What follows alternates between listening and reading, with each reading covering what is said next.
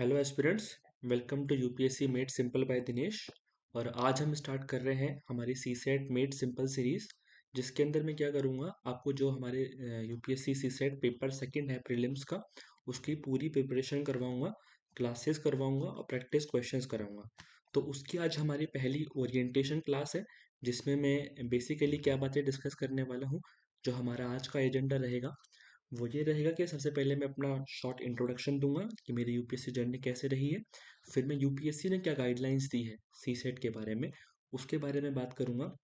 उसके बाद अभी पिछले 2-3 सालों से क्या इशू आ रहा है सी सेट में, खास करके लास्ट ईयर बहुत से स्टूडेंट्स जो है सी सेट में फेल हुए हैं और सी सेट बहुत ज़्यादा परेशान कर रहा है स्टूडेंट्स को। ठीक है, इसके बारे में बात करूंगा कि क्या इशू है, क्या चीज़ें चेंज हुई हैं पिछले 3-4 सालों में। इसके बाद जो मैंने खुद को ऑब्जर्वेशन किया है कि सी सेट में 3 टाइप के कैंडिडेट्स हैं और उनकी क्या जनरल मिस्टेक्स हैं। आप अपना देखिए कि आप कौन सी कैटेगरी में आ रहे हैं, उसके हिसाब से आप अगर कुछ रिलेट कर पाएँ कि क्या ये जनरल मिस्टेक्स मैं भी कर रहा हूँ, और फिर आपके लिए क्या सूटेबल स्ट्रेटेजी हो सकती है। इसके बाद कुछ एफएक्यूज जो कि जनरली स्टूडेंट्स के रहते हैं, उनको मैं थोड़ा डिस्कस करूँगा। इन सब के बाद मैं आपको थोड़ा सा ब्रीफ दूंगा कि हम सी सेट की प्रिपरेशन करने कैसे वाले हैं। ठीक है, कि मैं किस तरीके से आपको पढ़ाऊँगा, किस तरीके से नोट्स आएँगे। और हाँ, एक चीज़ मैं क्लियर कर दूँ अभी से ही कि ये जो नोट्स और सब चीज़ें होंगी वो बाइलैंग्वेज होंगी, इंग्लिश एंड हिंदी मीडियम दोनों के लिए होंगी। तो हिंदी मीडियम वाले इस चीज़ को लेकर बिल्कुल भी टेंशन नहीं लें। इसके बाद क्या है कि ये लेक्चर्स ले लिए, मान लो लगभग 30 लेक्चर्स मैंने प्लान किए हैं कि ये लेक्चर्स ले लिए। इसके बाद क्या करना है, क्या 30 लेक्चर्स लेते ही हमारा सी सेट प्रिपेयर हो जाएगा? तो देखो, ऐसा तो बिल्कुल नहीं है, आपको भी अपने साइड से मेहनत करनी होगी। वो क्या मेहनत करनी है उसके बारे में थोड़ा डिस्कस करेंगे। अब उसी मेहनत का पार्ट है सी सेट के मॉक लगाना। तो सी सेट के मॉक हमें कैसे लगाने हैं उसके बारे में बात करेंगे। फिर एग्ज़ाम डे जब आपका सी सेट का एग्ज़ाम होगा, यूपीएससी प्रीलिम्स, उस दिन क्या चीज़ें आपको याद रखनी है, ये भी बहुत बहुत इंपॉर्टेंट है। ये मान के चलिए, सी सेट में आपका जो क्वालिफिकेशन है उसका 25% पार्ट इस पे डिपेंड करता है कि एग्ज़ाम के दिन आपने सही चीज़ें फॉलो करी या नहीं करी। ठीक है, और उसी का ही एक पार्ट है कि जब एग्ज़ाम के डे में हम बैठेंगे तो हमें पेपर किस तरीके से सॉल्व करना है। पहले कॉम्प्रिहेंशन करने हैं, पहले मैथ्स के क्वेश्चन करने हैं, रीजनिंग के करने हैं, टाइम मैनेजमेंट कैसे करना है, ये सब सवाल मैं कोशिश करूंगा कि ज़्यादा से ज़्यादा मैं इसका आंसर दे पाऊँ। ठीक है, तो सबसे पहले शुरू करते हैं मेरे शॉर्ट इंट्रोडक्शन के साथ। तो मेरा नाम दिनेश टेकवानी है। मैंने अब तक यूपीएससी के 4 अटेम्प्ट दिए हैं और 3 मेंस लिखे हैं। और अगर मैं सिर्फ सी सेट की बात करूं तो हर बार मेरा स्कोर 100+ रहा है। 2022 में 128 मार्क्स थे, 21 में 143 मार्क्स थे, 2020 में मैं प्रीलिम्स क्वालिफाई नहीं कर पाया था, पर मेरे सी सेट में मार्क्स 121 थे। 2023 में भी मैंने प्रीलिम्स क्वालिफाई किया है, क्योंकि आप जानते हैं कि ऑफिशियल मार्कशीट अभी नहीं आई है। तो जो कोचिंग की आंसर्स की थी उसके अकॉर्डिंग मेरे 100+ मार्क्स थे, यानी 100 105। अब आप देख सकते हो कि मेरे 120 थे और 23 में 100+ आ गया। मतलब ऑफ कोर्स है कि पेपर का जो लेवल है वो 23 में हार्ड हुआ है और पेपर एक्चुअली में अच्छे लेवल का था। ठीक है, तो अब इस लेवल को हमें कैसे डील करना है कि हम सब जो है सी सेट को ईजिली क्लियर करें, उसकी बात करेंगे। तो सबसे पहले तो हमें देखना होगा कि जो हमारा यूपीएससी है, अनप्रडिक्टेबल पब्लिक सर्विस कमीशन, उसने क्या गाइडलाइंस दे रखी हैं और वो गाइडलाइंस कितने काम की हैं। ठीक है, तो यूपीएससी ने जो अपना ऑफिशियल नोटिफिकेशन है उसमें पेपर 200 मार्क्स, ड्यूरेशन 2 आवर्स, पता ही होगा आपको। इसमें जो उन्होंने लिखा है वो लिखा है कॉम्प्रिहेंशन। जैसे कि आपको पता है कि कॉम्प्रिहेंशन पैसेज के क्वेश्चन आते हैं। Interpersonal skills including communication skills, अब ये इन्होंने जो है कॉम्प्रिहेंशन के पर्सपेक्टिव में ही लिखा है कि कॉम्प्रिहेंशन जब आप सॉल्व करेंगे, जब मैं आपको सॉल्व करवाऊंगा, तो मैं आपको बताऊंगा कि उसमें कम्युनिकेशन स्किल्स और आपकी अंडरस्टैंडिंग, जनरल अंडरस्टैंडिंग कैसे ज़्यादा यूजफुल है, ना कि बुक्स पढ़ने से। ठीक है, logical reasoning and analytical ability आपकी टेस्ट होगी। Decision making and problem solving, ये आपके पजल वाले क्वेश्चंस में और पैसेजेस के अंदर ज़्यादातर टेस्ट होगी। जनरल मेंटल एबिलिटी पूरे पेपर में टेस्ट होगी। और सबसे इंपॉर्टेंट है बेसिक न्यूमेरेसी। जैसे कि आप देखेंगे कि हमारा पहला ही लेक्चर होगा नंबर सिस्टम पे। तो नंबर सिस्टम सबसे इंपॉर्टेंट, क्योंकि यहाँ पे लिखा हुआ है specifically numbers and their relations, order of magnitude etcetera. यहाँ पर एक है कैच, क्लास 10th लेवल। इस पर लास्ट ईयर यूपीएससी में केस भी हुआ और उस केस का भी हम थोड़ा सा जानेंगे अभी आगे नेक्स्ट स्लाइड में। तो यहाँ पे यूपीएससी ने क्लास 10th लेवल लिखा है, लेकिन क्वेश्चंस क्लास 10th लेवल तक वाले भी आते हैं और क्लास 10th लेवल से ऊपर वाले भी आते हैं। तो इस पर काफ़ी जो है वो डिस्प्यूट हुआ था। तो लेकिन आपको मतलब क्या रखना है, जनरल अंडरस्टैंडिंग कि मुझे मैथ्स रीजनिंग में 11th 12th वाली चीज़ें पे जो है उन पर नहीं जाना है। क्लास 10th लेवल एक मतलब एक तरह से एक बेंच मार्क है कि जनरल चीज़ें हमें पढ़नी है। ठीक है, इसके अलावा यहाँ पर मेंशन्ड है data interpretation, charts, graphs, table, data sufficiency. देखो जनरली इन्होंने स्पेसिफिकली लिख रखा है पर क्वेश्चंस इससे कम ही आते हैं, फिर भी हम इस टॉपिक को अच्छे से प्रिपेयर करेंगे। ठीक है, पेपर सेकंड में जैसे आपको पता है 33% मार्क्स आपको लाने हैं। ठीक है, यानी कि 28 क्वेश्चंस 80 में से नेट आपको ठीक करना है नेगेटिव माइनस करके। बाकी ऐसा कुछ खास है नहीं। अब इसके बाद जो नेक्स्ट स्लाइड है, जो मैं केस की बात कर रहा था, तो यूपीएससी ने जो केस पर अपना रिप्लाई दिया, वहाँ पर यूपीएससी ने कुछ चीज़ें लिखी हैं जिससे हम सीसेट के बारे में काफ़ी कुछ इंसाइट जो है ले सकते हैं। जैसे कि उन्होंने लिखा है that the question of paper second CSP 23 were prepared by the subject experts in the light of requirement prescribed under the rule, laying down that question would be test candidates skills and general mental ability। यानी skills और general mental ability का test है class 10th level तक का। ठीक है, तो और दूसरी बात जो ध्यान देने वाली है वो है कि जो इन्होंने बताया है कि लगभग 27 क्वेश्चन जो है वो कॉम्प्रिहेंशन वाले पार्ट से आते हैं, जो कि बायलैंग्वेज होते हैं, पैसेज वाले क्वेश्चन। तो लगभग 27 क्वेश्चन। इस चीज़ पे मैं आपको बहुत ज़्यादा कहूँगा कि इसको आजकल क्या है बहुत ज़्यादा इग्नोर कर रहे हैं लोग, कि मैथ्स और रीजनिंग का इतना ज़्यादा हो गया है कि हम कॉम्प्रिहेंशन पे ध्यान देना ही भूल गए हैं। लेकिन 27 क्वेश्चंस लगभग 34%, यानी कि अगर सारे के सारे कॉम्प्रिहेंशन भी आप ठीक कर दें तब भी आप क्वालिफाई तो कर ही जाएंगे। मैं ऐसा नहीं कह रहा कि आप कॉम्प्रिहेंशन ही पढ़ें, पर कॉम्प्रिहेंशन को भी इम्पोर्टेंट हमें इम्पोर्टेंट ध्यान देना है। ठीक है, अब इसके बाद एक और चीज़ जो थी कि देखो basic numeracy data interpretation other areas, ये सिलेबस का पार्ट है। अब सबसे इंपॉर्टेंट लाइन जो आती है वो यहाँ पे यूपीएससी की इस वाला जो इन्होंने जवाब दिया था कि no mathematical formulae are required to solve the set questions which are capable of being solve by the application of sheer logic and mental ability. Very very important. यहीं पर यूपीएससी सी सेट का जो paper है वो other जितने भी exam जहाँ पर मैथ्स रीजनिंग आती है उससे अलग हो जाता है, क्योंकि यूपीएससी के सीसेट के पेपर में ये मैं बिल्कुल मानता हूँ इस चीज़ को कि फॉर्मूले कम और लॉजिक और मेंटल एबिलिटी ज़्यादा यूज़ होती है। अगर आप सिर्फ फॉर्मूले पढ़ के बुकिश नॉलेज से गए हैं तो वहाँ पर कई क्वेश्चन आप आपसे 1 या 2 मिनट में सॉल्व नहीं होंगे। आप फॉर्मूला लगाएंगे तो 5 5 मिनट लग जाएंगे उसके अंदर। यानी यही मेरा टारगेट होगा कि मैं आपको ज़्यादा से ज़्यादा ये लॉजिक और जो मेंटल एबिलिटी है, जिसे मैं कहता हूँ अपनी लैंग्वेज में मैथमेटिकल एप्टीट्यूड, आपके अंदर मैं मैथमेटिकल एप्टीट्यूड को डेवलप करने की कोशिश करूंगा। जिस तरीके से मैं आपको क्वेश्चन सॉल्व कराऊंगा कि थिंकिंग प्रोसेस क्या होना चाहिए क्वेश्चन को सॉल्व करते हुए, वो सबसे ज़्यादा इंपॉर्टेंट है। ना कि केवल हमें फॉर्मूला सोचना है, ना कि केवल ये सोचना है कि अच्छा ये कौन से टॉपिक से है, नहीं। हमें अपनी ओवरऑल मैथमेटिकल और रीजनिंग की जो नॉलेज है उससे क्वेश्चन को सॉल्व करने की कोशिश करनी है। कई बार एलिमिनेशन मेथड से, तो कई बार ऑप्शन से सॉल्व करना है। वो सब आपको डिटेल में जब मैं क्लासेस लूँगा तब समझ में आएगा। ठीक है, अब नेक्स्ट हम बात करते हैं कि दिक्कत क्या है सीसेट में आजकल, प्रॉब्लम क्या हो रही है। पहले तो लोग इतना सीरियसली नहीं लेते थे, 2017-18 के टाइम पे निकल जाता था सीसेट, लेकिन आजकल अच्छे अच्छे लोगों का सीसेट रुक रहा है। ठीक है, जैसे लास्ट ईयर मैंने कई ऐसे स्टूडेंट्स देखे हैं जिनकी जीएस की कट ऑफ क्लियर हो गई थी पर सीसेट में वो फेल हो रहे हैं। 2022 में ऐसा बहुत हुआ, 23 में तो बहुत ज़्यादा होने वाला है। मतलब कईयों को मैं जानता हूँ 23 का जीएस का पेपर भी इतना हार्ड था, उसके बाद भी उनके 95 या 100+ मार्क्स थे जीएस में, पर सीसेट में वो फेल हो रहे थे और फाइनल रिजल्ट में वो फेल ही रहे। तो बहुत इंपॉर्टेंट है कि हम सीसेट को अच्छा खासा टाइम दें।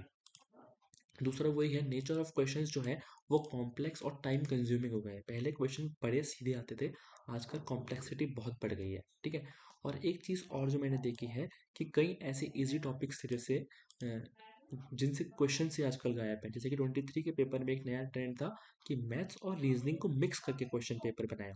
तो वहाँ पर चीज़ें जो है, जो इजी टॉपिक्स थे, जैसे हम जो है प्रायोरिटी बना लेते थे कि हम ये टॉपिक पढ़ लेंगे बाकी हार्ड टॉपिक छोड़ देंगे।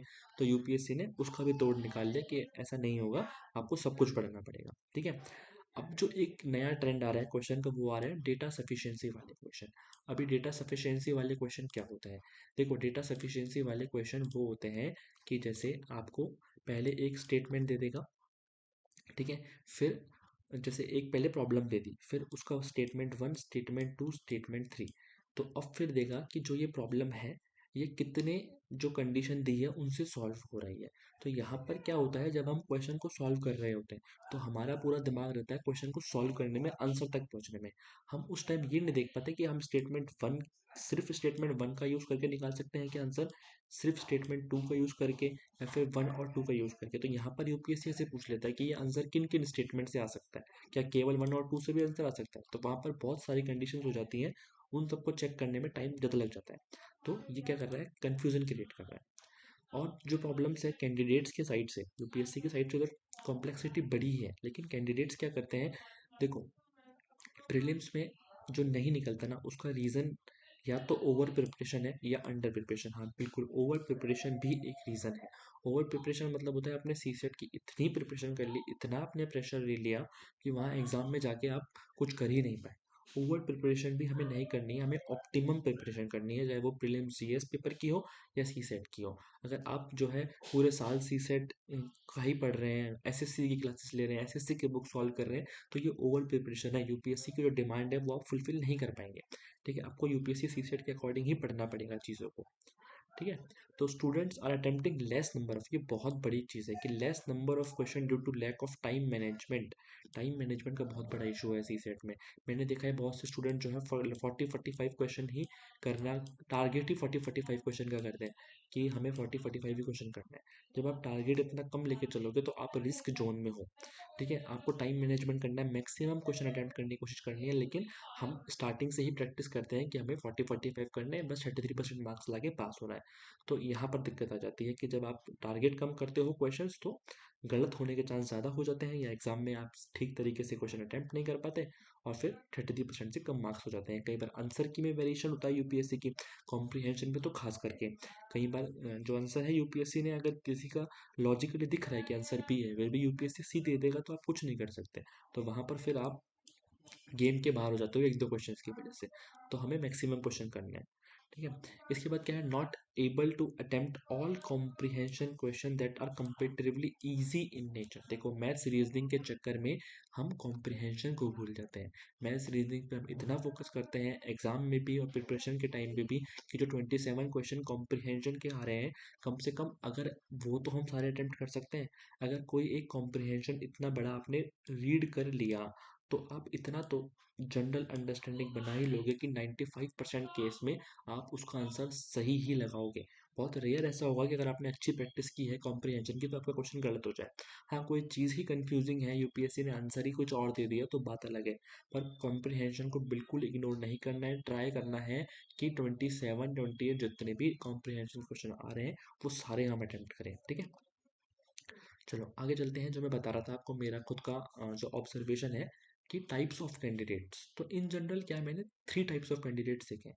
एक कैंडिडेट टाइप वो है जिनका मैथ्स का बैकग्राउंड बहुत स्ट्रांग है, जो कि आईआईटीएंस हैं, इंजीनियर्स हैं, जिन्होंने बीएससी एमएससी मैथ्स कर रखा है, सीए हैं, मतलब जिनको मैथमेटिकल में कोई दिक्कत नहीं है। तो दिक्कत और लेकिन क्या है कि आजकल ये लोग भी बहुत फेल हो रहे हैं सी सेट के अंदर, जो कि माना जाता था 2017-18 में कि इनको तो सी सेट पढ़ने की ज़रूरत भी नहीं है।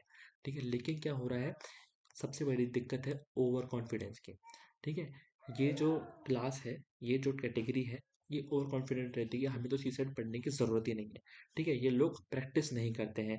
हैंड प्रैक्टिस बहुत ज़्यादा इंपॉर्टेंट है। ठीक है, not doing practice before exam, क्योंकि जब तक आपके हाथ को क्वेश्चन सॉल्व करने की प्रैक्टिस नहीं होगी ना, आप में चाहे कितने ही अच्छे कॉन्सेप्ट हो, वहाँ एग्जाम में जाके आप सही टाइम में 1 मिनट में 50 सेकेंड में क्वेश्चन सॉल्व नहीं कर पाओगे मैथ्स रीजनिंग का। ये लोग पीवाईक्यू पे फोकस नहीं करते हैं। ठीक है, कि नहीं देखते कि क्या ट्रेंड है यूपीएससी का।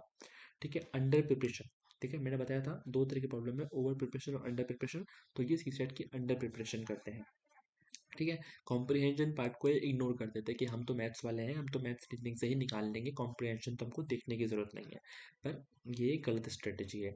फिर attempting less number of questions thinking that they all the questions they have attempted are correct and they will clear the cut off easily. मैंने कई ऐसे लोग देखे हैं जो 1 घंटे में सी सेट का पेपर करके बैठ जाते हैं, बोले मैंने तो 35 क्वेश्चन अटेम्प्ट कर लिए, मेरे आराम से हो जाएंगे मैथ्स रीजनिंग के, मुझे दिमाग नहीं लगाना, मैं क्लियर हूँ। और जब रिजल्ट आता है तो पता पड़ता है कि उनके तो 28 से कम बैठ रहे हैं। तो इस तरह की गलतियाँ भी अच्छे से अच्छे अच्छे स्टूडेंट्स करते हैं, पर आपको नहीं करनी है। अब बिल्कुल ध्यान रखना है इस चीज़ का, अगर आप इस कैटेगरी में हैं तो प्लीज़ ओवर कॉन्फिडेंट मत रहिए।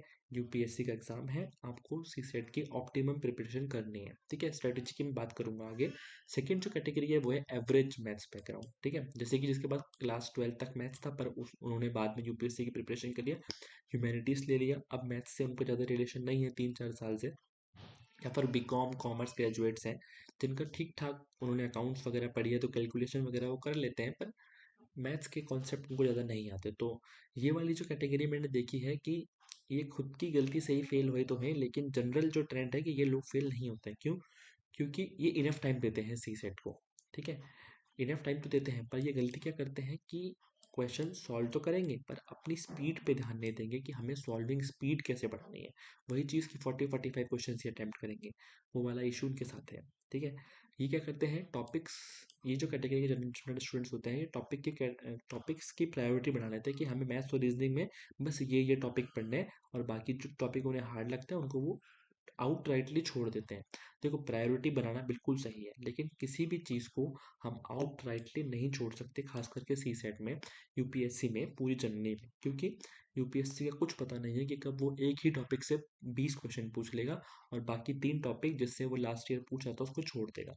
तो हमें ट्रेंड का यूपीएससी का एनालाइज करना है, लेकिन हर चीज़ के लिए प्रिपेयर रहना है, ठीक है। Not focusing on P Y Qs, तो मतलब तीनों के लिए है, पी वाई क्यू तो फोकस करने ही करने हैं, ठीक है। Give more focus to GS during last 2 months, ये बहुत इंपॉर्टेंट है कि बाकी टाइम तो ये पढ़ लेंगे, जैसे अभी जनवरी चल रहा है, इस टाइम पे सी सेट पढ़ लेंगे जैसे ही, लेकिन अप्रैल और मई आएगा तो ये जीएस ही जीएस पढ़ेंगे, सी सेट का ध्यान नहीं देते हैं।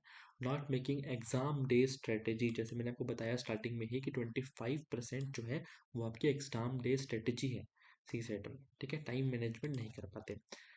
अब इसके बाद जो थर्ड कैटेगरी है वो है वीक मैथ्स बैकग्राउंड वाले, जो ह्यूमैनिटीज़ वाले ग्रेजुएट्स हैं, जिनको जिनको मैथ्स से डर लगता है। कई स्टूडेंट्स होते हैं ना बचपन से ही मैथ्स से, जैसे जैसे 10th तक थे कि भाई चलो 10th के बाद सोचे मैथ्स से पीछे छूटा, लेकिन जैसे ही फिर यूपीएससी की प्रिपरेशन में आए तो फिर से सी सेट जो है उनको डर आ रहा है। फियर ऑफ सी सेट बहुत बड़ी इशू है। अंडर कॉन्फिडेंट, इन्हें लगता है कि हमारा तो सी सेट निकलेगा ही नहीं, पहले से ही सोच के बैठते हैं हमारे से क्वेश्चन सॉल्व नहीं होंगे, ठीक है। ये करते हैं ओवर प्रिपरेशन, फिर तरह तरह की क्लासेस लेंगे, कोचिंग्स के अंदर एसएससी के क्वेश्चन सॉल्व करेंगे, ज़्यादा से ज़्यादा फार्मूलाज रटेंगे, तो और पीवाई क्यूज पे ज़्यादा फोकस करते नहीं हैं, जो कोचिंग के मटेरियल हैं उन पे ज़्यादा फोकस करते हैं, कोचिंग के क्वेश्चन ज़्यादा फोकस करते हैं, ठीक है। अब इनका क्या होता है कि over dependence on comprehension questions, ठीक है। इस तरह के लोगों में कुछ ऐसे भी होते हैं जो कि कॉम्प्रिहेंशन ही करके जाते हैं कि हम तो सारे कॉम्प्रिहेंशन करेंगे, मैथ्स के 5-7 ही क्वेश्चन करेंगे बस, कि हमें कॉम्प्रिहेंशन ही पास करेगा। देखो ये दोनों चीज़ें ज़रूरी है, मैथ्स और रीजनिंग भी ज़रूरी है, कॉम्प्रिहेंशन भी ज़रूरी है, ठीक है। अब उसके बाद क्या है, ये मान लो जैसे तैसे अगर कई बार मैथ्स पढ़ भी लेते हैं, तो कैलकुलेशन की जो टेक्निक्स हैं जनरली क्या है, जैसे कि जो जनरली क्लास 6, 7, 8 में पढ़ाया जाता है कि आपको कैलकुलेशन कैसे करना है, मान लो कोई इक्वेशन है तो उसको कम टाइम में कैसे सॉल्व करना है, तो वो सब चीज़ें जो है उस पर ये फोकस नहीं करते, जबकि ये भी बहुत ज़रूरी है सी सेट में कि अगर आपको क्वेश्चन समझ में आ गया तो उसको फटाफट से आप कैलकुलेट करके और आंसर तक पहुंच जाए, टाइम ज़्यादा वेस्ट नहीं हो, ठीक है। और वही less number of question attempt करने वाला इशू, ठीक है। Trying to solve questions from formulas rather than logical thinking, जो मैंने बताया आपको पहले ही। अब तीनों के लिए स्ट्रेटेजी क्या सूटेबल हो सकती है, जो स्ट्रॉन्ग बैकग्राउंड वाले हैं उनको इनफ टाइम देना है, सिंपल सी बात है। एनालाइज करना है, बिल्कुल आपको एनालाइज करना है कि कुछ टॉपिक ऐसे होंगे जो आपने नहीं पढ़े होंगे, उसमें आप वीक होंगे, ठीक है। उन उन टॉपिक्स की आप क्लास लीजिए। इन कैटेगरी को मैं नहीं कह रहा कि आप मेरी सारी क्लासेस लीजिए, मुझे पता है आपके पास इतना टाइम नहीं है, लेकिन जिन टॉपिक्स में आपको लगता है कि हाँ आपसे क्वेश्चन नहीं होते हैं, खास करके नंबर सिस्टम वाली क्लास जो है वो तो ले ही लीजिएगा। उसके बाद कुछ क्लासेस जैसे एवरेज की क्लास है, परसेंटेज है, तो ये इजी टॉपिक्स हैं जिसमें आपको कॉन्सेप्ट्स आते हैं, तो उसको आप छोड़ सकते हैं, ठीक है। प्रैक्टिसिंग कॉम्प्रिहेंशन, और अटेम्प्ट करना है सारे कॉम्प्रिहेंशन को, ये ट्राई करना है। कम से कम 4 फुल लेंथ मॉक टेस्ट देने हैं एग्जाम से पहले सी सेट के, और जो लास्ट वीक है उसमें भी थोड़ी सी प्रैक्टिस करनी है क्वेश्चन सॉल्व करने की, ठीक है। जिससे कि एक फ्लो बना रहे आपका। और जो हमारे मीडियम बैकग्राउंड वाले हैं उनको स्पीड इंक्रीज करने पे भी ध्यान देना है। टॉपिक्स ट्राई करना है कि ज़्यादा से ज़्यादा टॉपिक कवर हो। जो हार्ड टॉपिक्स हैं जो आपको हार्ड लगते हैं, तो एटलीस्ट उसमें बेसिक क्वेश्चंस तो आपके कवर हो ही जाए, कि कोई क्वेश्चन आ जाए तो आप कर लें, ठीक है। जैसे कि परम्यूटेशन कॉम्बिनेशन जो टॉपिक है जिससे आप क्वेश्चन आ रहे हैं, तो उसको आपको करना पड़ेगा, ठीक है। आप लोगों को एटलीस्ट 6 to 7 फुल लेंथ मॉक्स तो देने ही चाहिए, ठीक है। और आपको डेली ट्राई करना चाहिए लास्ट के 3-4 महीने में कि आप 10 to 15 क्वेश्चन डेली सॉल्व करें सी सेट के, जिससे कि आपकी प्रैक्टिस अच्छी बनी रहे, कॉन्सेप्ट जो है आपको याद होते रहे, ठीक है। एग्जाम डे स्ट्रेटेजी सबके लिए इंपॉर्टेंट है, और आप जो सेकंड कैटेगरी है उसके लिए और ज़्यादा इंपॉर्टेंट है। थर्ड जो कैटेगरी है, देखो सबसे पहले डरना नहीं है सी सेट से बिल्कुल भी। जो ह्यूमैनिटीज़ बैकग्राउंड के हैं, जिनको मैथ्स से डर लगता है, देखो वो मैथ्स नहीं है ये बिल्कुल इजी वाली मैथ्स है। अगर आप इस चीज़ को समझेंगे ना, क्वेश्चंस को करने की कोशिश करेंगे, तो ये इजीली आप जो है सॉल्व कर देंगे। आपको बस अच्छा बैलेंस बनाना है सी सेट में और जीएस में, दोनों को। आप जो है, जो ये कैटेगरी है वो 30% टाइम अपना सी सेट को दे सकते हैं, ठीक है। आपको अच्छे से 30% टाइम देना है, क्वेश्चन जो कॉन्सेप्ट्स हैं उनको समझना है, और डरना बिल्कुल भी नहीं है मैथ से, ठीक है। कैलकुलेशन टेक्निक्स पे आपको ध्यान देना है, जो मैं करवाऊंगा क्लास के अंदर, कि जैसे ये इस कंडीशन में हम कैसे सॉल्व करेंगे कि इजीली सॉल्व हो जाएगा। और मैं एक जनरल चीज़ें ही बताऊंगा कि जनरल स्टूडेंट जो है वो इस तरीके से सॉल्व करता है, जबकि अगर आप ऐसे करेंगे तो जल्दी हो जाएगा, वो मैं सिखाऊंगा इन बिटवीन द क्वेश्चंस, ठीक है। आप भी प्रायोरिटाइज कीजिए टॉपिक्स को according the number of questions ask in PYQ, और लेवल ऑफ कॉम्प्लेक्सिटी से आप जो है प्रायोरिटाइज कीजिए। सारे टॉपिक करने की कोशिश कीजिए, पर जो इजी टॉपिक्स हैं वो पहले करें, और जो हार्ड टॉपिक्स है उसमें अगर सब कुछ नहीं हो पा रहा तो एटलीस्ट बेसिक चीज़ों को हम कर लें, ठीक है। जिससे कि वहाँ पर क्वेश्चन आए तो ज़्यादा क्वेश्चन भी आ जाए तो एटलीस्ट बेसिक वन तो हम कर ही दें, और हम हमारा क्लियर तो हो ही जाए, ठीक है। हमें क्या करना है, देखो जैसे हम मॉक्स देंगे, ठीक है, डेली क्वेश्चन सॉल्व करेंगे, हमारे आंसर आएंगे तो हमें कॉन्फिडेंस आएगा, ठीक है। हम ये डर के बैठे रहेंगे कि यार नहीं हमसे तो सी सेट नहीं होगा, मैथ्स नहीं होगी, तो उससे काम चलने नहीं वाला। हमें लड़ना पड़ेगा जंग को। तो जब तक हम जंग नहीं लड़ेंगे तब तक हम उसको जीत नहीं पाएंगे। तो हमें क्वेश्चन सॉल्व करने हैं, मॉक्स लगाने हैं। कभी कम मार्क्स भी आए तो हमें बिल्कुल भी डिमोटिवेट नहीं होना, मार्क्स आएंगे, आप सॉल्व करेंगे, प्रैक्टिस करेंगे तो क्या नहीं हो सकता, सब हो सकता है, ठीक है। और maximum number of question attempt करने हैं, पहले से ही नहीं सोच के बैठना कि मुझे तो 40 करने हैं, 45 ही करने हैं, ठीक है। इसके बाद कुछ जनरल एफएक्यूज कि क्या मैं सी सेट कोचिंग के बिना प्रिपेयर कर सकता हूँ, तो बिल्कुल। मैं भी वीडियोस बना रहा हूँ, इससे पहले भी यूट्यूब पे काफ़ी फ्री कंटेंट अच्छा अवेलेबल है, उसको आप देख सकते हैं, पीवाईक्यूज देख सकते हैं, सॉल्व कीजिए क्वेश्चन। फिर भी आपको दिक्कत लगती है तो आप कोचिंग की बिल्कुल हेल्प ले सकते हैं, ठीक है। तो क्या मुझे सी सेट और जीएस को इक्वल टाइम देना चाहिए, तो I would not recommend this कि आप बिल्कुल इक्वल टाइम दें। हाँ, जैसे मैंने बताया कि अगर आप मैथ्स में वीक हैं तो आप थोड़ा टाइम आपको देना चाहिए, ठीक है। 25 to 30% ऑफ योर टाइम आप सी सेट को दे सकते हैं एज ऑफ नाउ, क्योंकि जनवरी आ चुका है, आप दे सकते हैं। तो क्या स्टैंडर्ड बुक्स को रेफ़र करना है? बिल्कुल नहीं, बिल्कुल नहीं। मैंने बहुत स्टूडेंट्स को देखा है कि वो जो क्लास 10th की जो स्टैंडर्ड बुक्स होती हैं उनको रेफ़र करने लगते हैं। तो देखिए, टॉपिक्स मैं कहता हूँ वही है, लेकिन जो नेचर है क्वेश्चंस का वो वैसा नहीं है। तो आपको स्टैंडर्ड बुक्स को सी सेट में रेफ़र नहीं करना, तो कौन सी बुक रेफ़र करें? देखो, कोई भी कोचिंग ये बुक आप ले सकते हैं। अगर आपको इन जनरल तो वैसे वीडियोस से भी हो जाता है काम, लेकिन फिर भी आपको ज़्यादा प्रैक्टिस करनी है क्वेश्चंस की, तो किसी भी स्टैंडर्ड कोचिंग की बुक आप ले सकते हैं सी सेट की, जो आपको अच्छी लगे, और उससे आप क्वेश्चन सॉल्व कर सकते हैं, ठीक है। Which topics to prepare, which to leave, देखो ये चीज़ वही है कि हमें प्रायोरिटाइज तो करना है, लेकिन कोशिश करनी है कि सारे टॉपिक्स हम कवर करें। कॉम्प्रिहेंशन पार्ट कैसे प्रिपेयर करना है, इसको लेकर मैं जब कॉम्प्रिहेंशन वाले टॉपिक पे जाऊंगा, जब पढ़ाने आपको, वहाँ पर डिटेल में बात करूंगा कॉम्प्रिहेंशन के ऊपर, कि कैसे कॉम्प्रिहेंशन को हमें प्रिपेयर करना है, ठीक है। तो सारे पीवाईक्यू सॉल्व करने हैं 2014 से, बिल्कुल ट्राई तो यही करना है कि 2014 के बाद जितने पीवाईक्यू आए हैं वो हम सॉल्व कर लें। देखो सारे तो नहीं हो पाएंगे, पर ज़्यादा से ज़्यादा आपको पीवाईक्यू ही सॉल्व करना है, इतना मान के चले। यूपीएससी की लैंग्वेज, यूपीएससी का तरीका आप तभी सीख पाएंगे। कितने एग्ज़ाम देने चाहिए, हाउ मेनी मॉक्स, और कौन सी कोचिंग के, तो इस चीज़ में बिल्कुल ध्यान रखिएगा कि मैंने बहुत सी कोचिंग के सी सेट के क्वेश्चन पेपर देखे हैं, वो यूपीएससी के आसपास भी नहीं होते हैं। उनका क्वेश्चन पूछने का तरीका काफ़ी अलग हो जाता है। कई बार पैसेज में जो एसएससी वाले पैसेज आते हैं उस तरह के क्वेश्चन में पूछने लगते हैं। कई बार मैथ्स के भी ऐसे क्वेश्चन होते हैं जो फॉर्मूले से होते हैं बहुत हाई लेवल के, तो उन सब पे नहीं जाना। जनरली जो मैंने विजन आईएएस के पेपर देखे हैं वो मुझे ठीक लगते हैं। बाकी और जिस कोचिंग के आप 1-2 बार क्वेश्चन सॉल्व करके देख सकते हैं, जिसमें आपको, क्योंकि जब आप पीवाईक्यू कर लेंगे तो आपको आइडिया लग जाएगा कि यूपीएससी किस तरह के क्वेश्चन पूछती है, ठीक है। तो वहाँ पर आप उसको ध्यान दें कि मैं सही कोचिंग पेपर सेलेक्ट करूँ, ठीक है। How many question should I try to attempt, तो मैक्सिमम मैक्सिमम मैं कहूँगा 65 to 70 तक, मतलब मैं इवन खुद 70 to 73 अटेम्प्ट कर लेता हूँ। आपको मैक्सिमम ट्राई करना है, मतलब नंबर तो दिमाग में रखना ही नहीं है। मैक्सिमम जितना हो सकता है हमें इंक्रीज करने की कोशिश करनी है मॉक्स में, और वही फिर एग्जाम डे में भी रिपीट होगा। अगर आप मॉक्स में नंबर ऑफ क्वेश्चन ज़्यादा करेंगे तो रिपीट वहाँ पर भी वो चीज़ रिफ्लेक्ट होगी। ठीक है, अब जो है कि what if I am not scoring good marks in मॉक्स। देखो, ऐसा होता है कि मॉक्स हम लगाते हैं और मॉक्स में अगर हमारा फेलियर हो रहा है या फिर बिल्कुल कट ऑफ के आसपास है, तो क्या करना है, ये बहुत इंपॉर्टेंट चीज़ है। ठीक है, पहली बात तो ये डिमोटिवेट लेके नहीं बैठ जाना है कि मेरा सी सेट नहीं होगा। हो सकता है कि वो मॉक जिस तरह से डिज़ाइन किया गया है वो उसका लेवल ही बहुत ज़्यादा हाई हो। ठीक है, फिर भी अगर हम इन सब चीज़ों को भी छोड़ दें तो हमें करना क्या है एक्चुअल में, हमें ये देखना है कि हम सिली मिस्टेक्स कितनी कर रहे हैं, बहुत इंपॉर्टेंट है। सिली मिस्टेक्स हमें काउंट करनी है अपने मॉक में। क्या कि मुझे कॉन्सेप्ट पता था और लेकिन मैंने कैलकुलेशन गलत कर दी, या इस तरह की कोई गलती करी है, तो उन्हें हमें मार्क करना है, उन्हें कम से कम करना है। उसके बाद हमें देखना है कि कौन से टॉपिक पे क्वेश्चन जो है वो मुझे नहीं आ रहे हैं, तो उन टॉपिक पे हमें फिर से प्रिपेयर करने की ज़रूरत है, रिवाइज करने की ज़रूरत है। ठीक है, और फिर से मॉक लगाएंगे तो हमारे अच्छे स्कोर जरूर होगा। ठीक है, अब है कि हम कैसे प्रिपेयर करने वाले हैं सी set.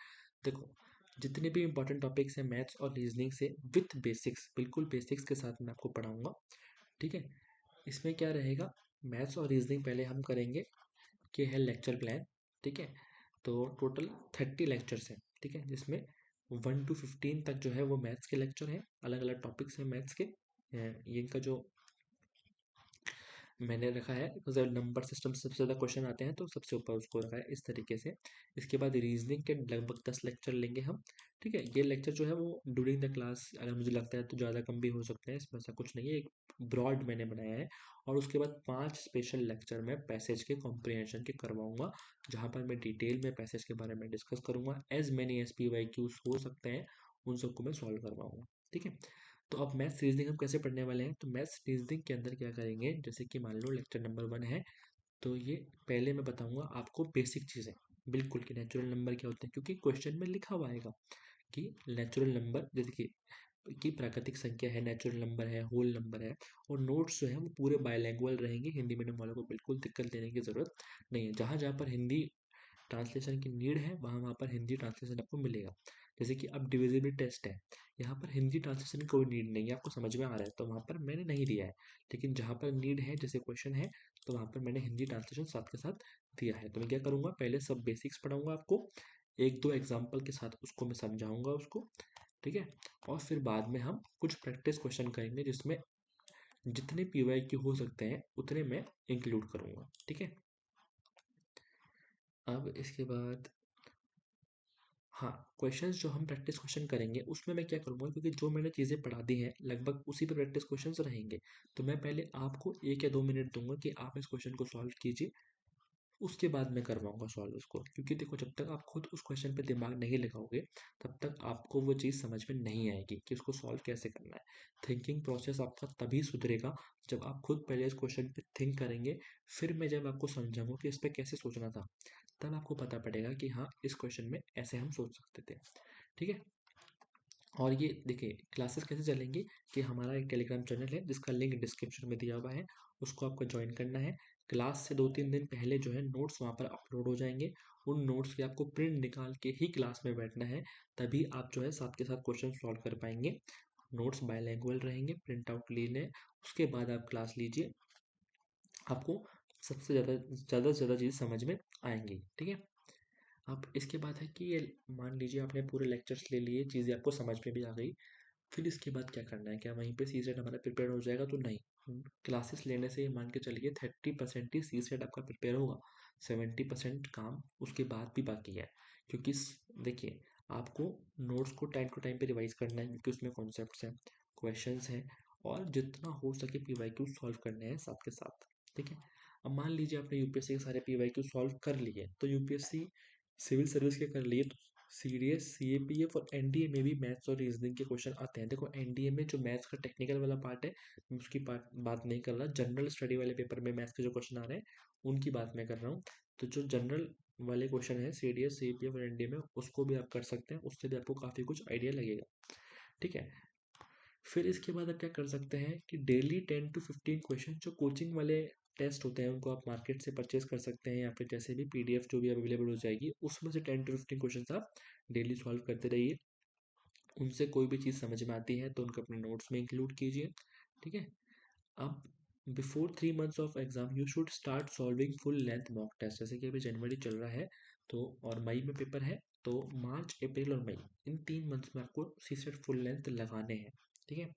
Always keep your CSAT notes with you and try to revise them as many time as you can do and do practice as much as you can. ठीक है। प्रैक्टिस आपको करनी है, रिवाइज करना है नोट्स को, तब जाके कुछ काम बनेगा। ठीक है। अब नेक्स्ट चीज़ ये आती है कि जब हम सीसेट के मॉक्स लगाएंगे तो उस चीज़ में हमें क्या क्या ध्यान रखना है। ठीक है। जो मैंने पहले बताया था कि जो स्टैंडर्ड कोचिंग्स हैं जिनका पेपर यूपीएससी के पेपर के आसपास रहता है, आपको उन्हीं के सीसेट लगाने हैं। ठीक है।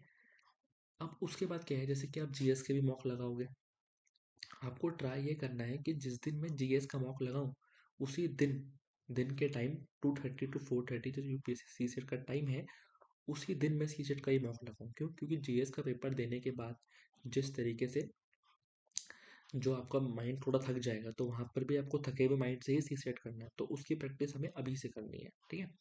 Take mock as real exam and practice your strategy on mocks. देखो अलग अलग स्ट्रेटेजी बनाएंगे हम एक पेपर क्वेश्चन पेपर सॉल्व करने की, तो उन स्ट्रेटेजीज को हमें मॉक्स में टेस्ट करना है कि हमारे लिए सूटेबल स्ट्रेटेजी क्या है। ठीक है। तो इसलिए आप अलग अलग स्ट्रेटेजी बनाएं कि मुझे पहले मैथ्स के करना है, या पहले रीजनिंग के क्वेश्चन करना है, पहले कॉम्प्रिहेंशन करना है, या जैसे भी मिक्सअप जो आपको अच्छा लगे, इस पर भी मैं आगे बात करने वाला हूँ। ठीक है। और वही चीज़ as many question as you can, ये बार बार मैं बोलूँगा, as many question as you can attempt करने हैं। और मॉक से अगर कुछ नया इंपॉर्टेंट आपको मिलता है तो अपने नोट्स में उसको ज़रूर इंक्लूड करें, जिससे कि बाद में आप उसको रिवाइज कर पाएँ। अब ये एग्ज़ाम के दिन आपका याद, ये बहुत इंपॉर्टेंट चीज़ है। एग्ज़ाम के दिन क्या याद रखना है, जीएस का पेपर हो जाएगा, उसके बाद बीच में 2-3 घंटे का ब्रेक रहेगा, उसमें हैवी फूड नहीं लेना है, छाछ वगैरह बिल्कुल अवॉइड करनी है, जिससे कि सीसेट के एग्ज़ाम में आपको स्लीपी फील ना हो। ठीक है। बहुत इंपॉर्टेंट है उस टाइम पे जो आपका माइंड है वो पूरी तरीके से वर्क करे। ठीक है। उसके बाद क्या, पहले से जो आपका सेंटर है उसके आसपास जो भी कंफर्टेबल स्पेस ब्रेक टाइम में, क्योंकि उस टाइम बहुत गर्मी रहती है, तो आपको कंफर्टेबल स्पेस पहले से ढूंढ के रखना है। ठीक है। हो सकता है आपके घर आसपास तो कोई रिलेटिव का घर हो, या फिर कोई भी प्लेस जिसमें आप कंफर्टेबली 2 घंटे 3 घंटे बैठ सकें, वो आपको ढूंढ के रखनी है। ठीक है। अब सबसे इंपॉर्टेंट चीज़ है third point, don't think and discuss with anyone about GS paper. देखो ये मान के चलो कि चाहे आपने कितनी भी अच्छी प्रिपरेशन करी होगी, जब आप जीएस का पेपर दे के बाहर आओगे ना, तो आपको यही लगेगा कि यार क्या था ये पेपर, क्या बाउंसर था, मुझे तो कुछ समझ में नहीं आया। चाहे आपका जीएस निकल भी रहा होगा ना, तो भी यही फीलिंग रहती है। और इस फीलिंग के साथ आप डिस्कस करने लग जाएंगे कि यार पेपर कैसा हुआ, अरे तुमने ये क्वेश्चन में क्या लगाया, अरे उस क्वेश्चन का क्या आंसर है, इसके बारे में सोचने लगे तो आपका सीसेट का पेपर खराब हो सकता है। जीएस के पेपर से बाहर आते ही उसको एकदम भूल जाना है पेपर को कि हुआ भी था पेपर। बिल्कुल ध्यान अपना 30 मिनट का रेस्ट लेके सीसेट के पेपर की तरफ बिल्कुल लगाना है, इसको बिल्कुल भूल जाना है। अपना मोबाइल फ़ोन स्विच ऑफ रखना उस टाइम पे, क्योंकि किसी दोस्त का फ़ोन आएगा वो बोलने लग जाएगा, बिल्कुल भी नहीं। इस चीज़ को बिल्कुल अवॉइड करना है। ठीक है। 30 मिनट का रेस्ट लीजिए, आराम से माइंड को कूल करिए, रिलैक्स करिए, कोई दिक्कत नहीं है। उस बीच के 2 घंटे में आप कुछ भी ऐसा खास नहीं पढ़ पाएंगे जो एग्जाम में आ जाएगा, फिर भी आप कुछ फॉर्मूला देख सकते हो जो आपके नोट्स हैं, कुछ ट्रिक्स देख सकते हो। ठीक है। एक दो इजी क्वेश्चन कर लो जिससे थोड़ा फ्लो बन जाए। ठीक है। ये सब हम कर सकते हैं। इसके अलावा ये है कि पेपर सॉल्व हमें कैसे करना है। सबसे इम्पोर्टेंट चीज़, जब हम पेपर में बैठेंगे तो कैसे सॉल्व करना है, तो वही चीज़ जो मैंने बताई कि डिफरेंट डिफरेंट स्ट्रेटेजी, सब किसी भी कोई भी एक स्ट्रेटेजी नहीं है पेपर सॉल्व करने की कि पहले हमें मैथ्स करना चाहिए, रीजनिंग करना चाहिए। सबकी अपनी स्ट्रेटेजी है। 3-4 स्ट्रेटेजी ट्राई कीजिए मॉक्स में, जिससे आपके मैक्सिमम स्कोर हो रहा है, मैक्सिमम नंबर ऑफ क्वेश्चन आप अटेम्प्ट कर पा रहे हैं, उसको आप अडॉप्ट कीजिए। मेरी जो स्ट्रेटेजी है वो मैं आपको शेयर करता हूँ। मैं क्या करता हूँ, देखिए सीसेट के पेपर में सबसे पहले फ्रॉम द क्वेश्चन 1 में चलता हूँ, सिर्फ और सिर्फ मैथ्स और रीजनिंग के क्वेश्चन सॉल्व करने का ट्राई करता हूँ। ठीक है। देखो जैसे ही मैंने मैथ्स रीजनिंग के क्वेश्चन सॉल्व करने का ट्राई किया, अगर बीच में कोई कॉम्प्लेक्स क्वेश्चन आया, मैंने उसको एक बार पढ़ा, 2 बार पढ़ा, मुझे नहीं समझ में आ रहा, मैं उसको छोड़ देता हूँ। मान लो कोई पजल का क्वेश्चन आया, ठीक है, कोई पजल का क्वेश्चन आया जो मुझे पता है कि बहुत टाइम लगेगा, ठीक है, उसको मैं छोड़ देता हूँ, क्योंकि मुझे पता है टाइम कंज्यूमिंग है। मैं उसको मार्क कर देता हूँ कि मुझे बाद में टाइम मिलेगा तो मैं आऊँगा। ठीक है। जैसे पजल क्वेश्चन। ठीक है। इसके बाद क्या है, हमारा टारगेट क्या होना चाहिए कि हमें 80th क्वेश्चन तक, यानी कॉम्प्रिहेंशन क्वेश्चन बीच में छोड़ता जा रहा हूँ, और मैथ्स और रीजनिंग के जो क्वेश्चन मुझे नहीं समझ में आ रहे 2-3 बार पढ़ने के बाद, उनको मैं छोड़ता जा रहा हूँ। तो ऐसा करते हुए 80th क्वेश्चन तक मुझे 1 आवर 15 मिनट्स या 1 आवर 20 मिनट्स में पहुँच जाना है। ये मेरा टारगेट होता था। ठीक है, कुल मिला के मैथ्स और रीजनिंग के क्वेश्चन को आपको इतना टाइम देना है, 1 hour 15 minutes to 1 hour 20 minutes. अगर मान लीजिए आप 80th क्वेश्चन तक नहीं भी पहुंच पाए, तो भी 75 76 तक भी पहुंचे हैं, तो उसको छोड़ दीजिए 1 आवर 15 टू 1 आवर 20 तक पहुंचते हुए। इसके बाद सीधे आप कॉम्प्रिहेंशन पार्ट पे आ जाइए, जिससे कि उनको आप अच्छे से सॉल्व कर सकें। ठीक है, then attempt comprehension question, you should try to attempt all of them. ठीक है, you can skip some of them in first reading if you find the comprehension to be too long। मान लिया आपने आपने स्टार्ट करा, आपने देखा comprehension तो बहुत बड़ा है, इसमें बहुत टाइम लग जाएगा, तो एक बार फिर को छोड़ सकते हो। ठीक है, अब मान लो उसके बाद आपने कॉम्प्रिहेंशन कर लिया, उसके बाद भी 10 से 15 मिनट बच रहे हैं, तो फिर जो क्वेश्चन आपने मार्क किए थे या क्वेश्चन आप जो मैथ्स और रीजनिंग के नहीं पढ़ पाए थे, उसको आप फिर उसको सॉल्व कीजिए। ये मेरी स्ट्रेटेजी थी, आप इसको ट्राई कर सकते हैं या फिर इस तरीके से अपना कुछ मिक्सअप बना सकते हैं। ठीक है, वो जो आपके लिए बेस्ट हुए मॉक्स में सॉल्व कीजिए। बाकी थैंक यू ये लेक्चर देखने के लिए, और जल्दी आपको लेक्चर नंबर 1 जो कि नंबर सिस्टम होगा उस पर अपलोड होगा। आप चैनल को सब्सक्राइब कर लीजिए और सी सेट की मेहनत कीजिए। इस बार मैं ये चाहता हूँ कि स्टूडेंट्स जो है सीट सेट की वजह से फेल ना हो। मुझे बहुत दुख होता है पिछली बार भी कि सी सेट की वजह से अच्छे अच्छे स्टूडेंट्स का प्रीलिम्स नहीं हो पाया, वो जो रियल फाइट है वो मेन से वहाँ तक नहीं पहुँच पाए। तो इस बार हमें मेरा ये पूरा ट्राई रहेगा कि मैं आपको जो है कंप्लीट सी सेट की प्रिपरेशन यहाँ पे करवा दूँ। Thank you so much.